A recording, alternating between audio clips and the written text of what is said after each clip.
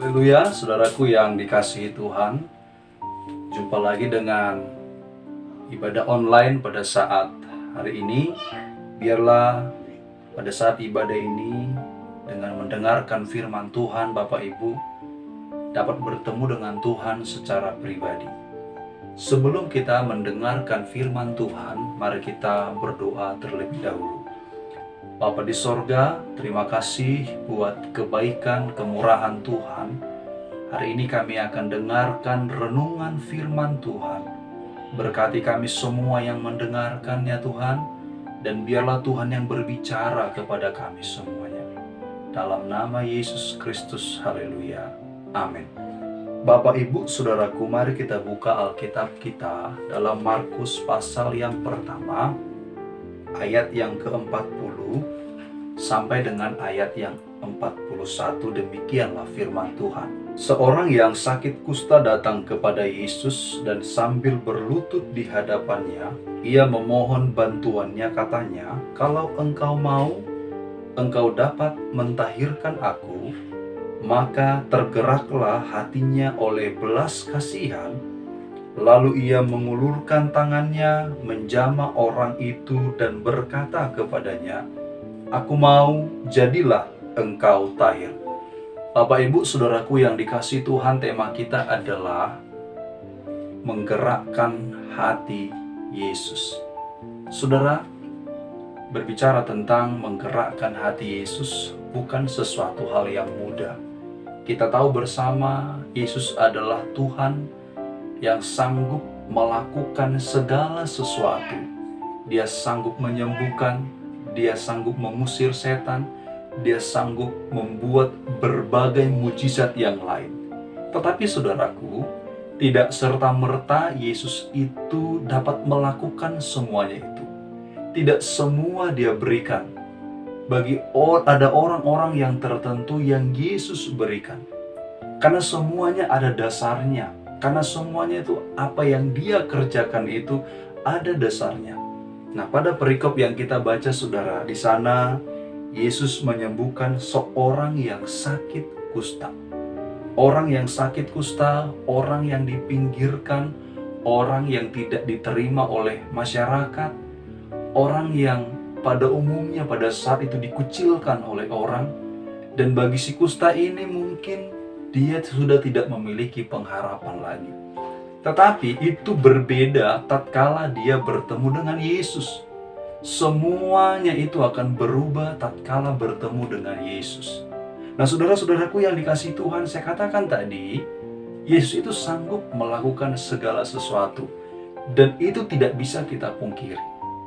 Tetapi saudara, masalahnya di sini adalah bukan masalah apakah Yesus itu sanggup atau tidak sanggup menolong orang percaya. Mampu atau tidak mampukah Yesus menolong saya? Tetapi kalau kita baca perikop ini dengan teliti, dengan seksama, saudaraku, mari kita baca dalam ayat yang ke-40. Seorang yang sakit kusta datang kepada Yesus dan sambil berlutut di hadapannya, ia memohon bantuannya, katanya, "Kalau engkau mau, engkau dapat mentahirkan aku." Si kusta ini, saudaraku, dia beriman, ya, bukan persoalan apakah Yesus sanggup atau tidak sanggup. Dia sudah mengimani bahwa Yesus itu sanggup melakukan mujizat. Dia berkata pada ayat ini, saudara, "Kalau engkau mau." Bukan kalau engkau sanggup. Bukan kalau engkau mampu untuk menyembuhkan aku, untuk menjawab persoalanku. Nah, saudaraku yang dikasihi Tuhan, ternyata persoalannya adalah apakah Tuhan itu mau atau tidak mau untuk menolong saya. Bukan persoalannya apakah Tuhan itu sanggup atau tidak sanggup. Bukan persoalan apakah Tuhan itu mampu atau tidak mampu untuk menolong saya.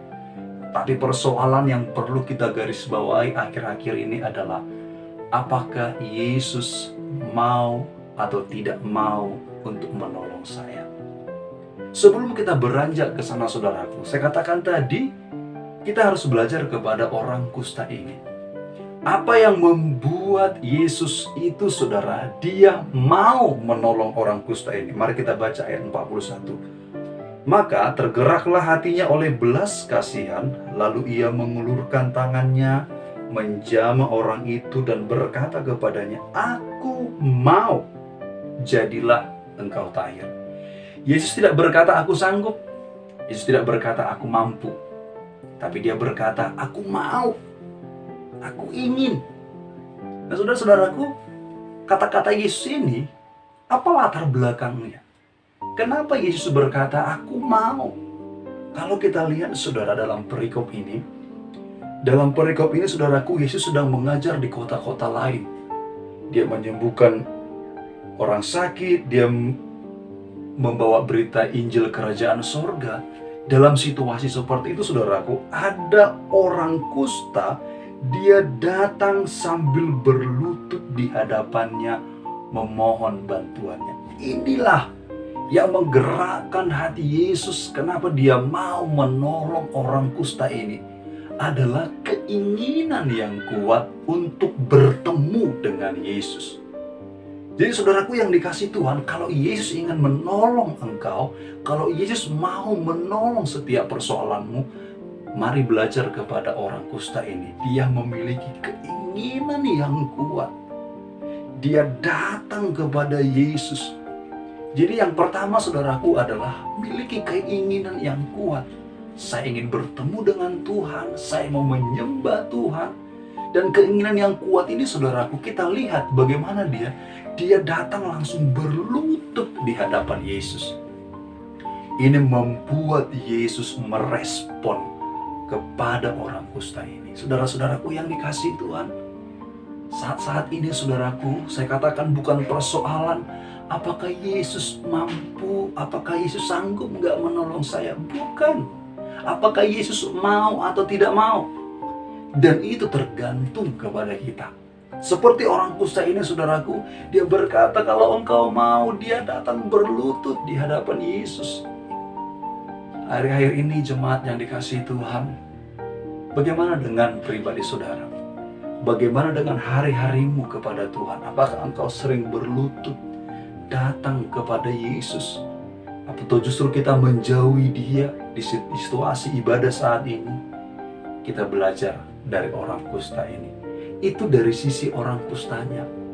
Yang kedua, saudaraku, dalam ayat 41 berkata, maka tergeraklah hatinya oleh belas kasihan. Allah kita adalah Allah yang mengasihi. Yang membuat Yesus, dia mau menolong si kusta ini adalah oleh karena rasa belas kasihan. Oleh karena dia mengasihi. Setiap orang yang datang kepada dia, saudaraku, tidak akan pernah pulang dengan tangan kosong. Dia akan memberikan sesuatu, apapun yang dia minta.